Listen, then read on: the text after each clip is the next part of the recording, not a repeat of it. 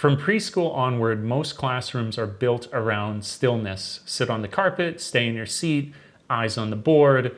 But boys on average are more physically active and less compliant with these norms.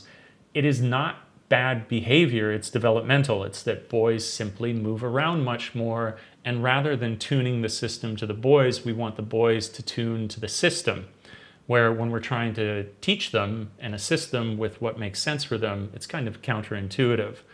So when learning environments reward quiet compliance and penalize movement, boys disengage fast, especially during reading time.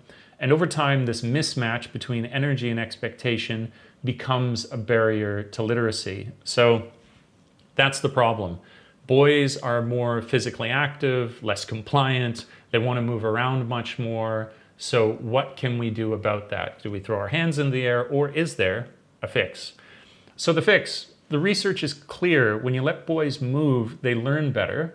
And that's not just in PE, it's during reading as well. So one proven strategy is readers' theater. So readers' theater, I had to, when I was doing the research, I was like, is that some complex thing? Like, is this Shakespeare? What's happening when you're doing this? It's not. Readers' theater is very simply making reading active.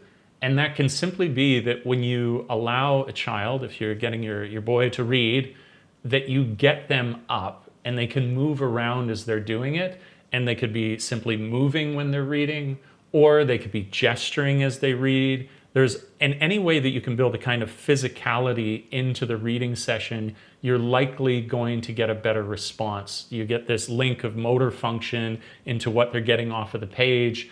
They're not twitching and fiddling because they've got all this energy that isn't going anywhere.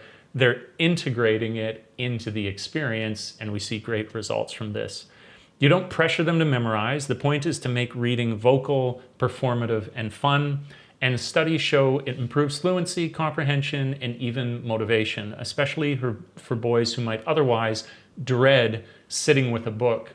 So you might have thought that because your child sat and hated it and didn't like reading when they were sitting, you might then think, oh, they just don't like reading. But that again is not necessarily the case. It's more the style of reading that you're doing, which is punishing them, where they may love reading if it were channeled through this different kind of experience.